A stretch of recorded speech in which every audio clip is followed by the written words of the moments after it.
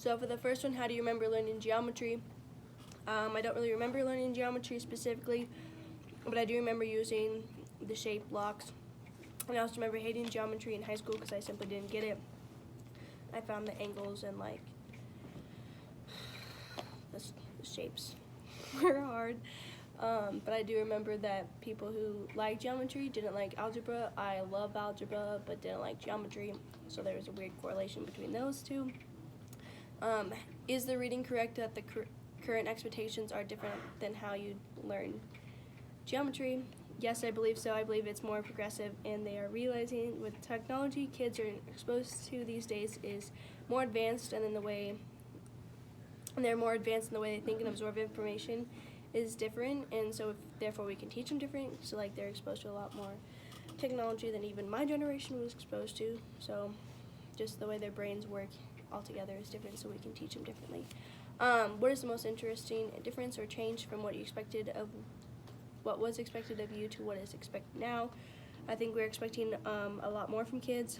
Even growing up, I remember my parents being shocked when I would learn something in a particular age grade, and I think that's just still happening.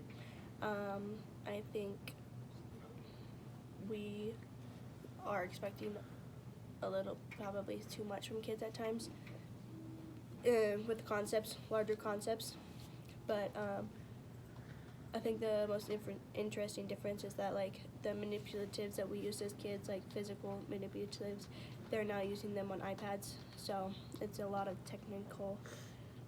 technology-based learning rather than actually physically moving things. So that's a big difference. Not really a big fan about that kind of stuff because I feel like you learn better touching, but I understand in the part of the article where it talked about using iPads and getting to use the program to move the things around.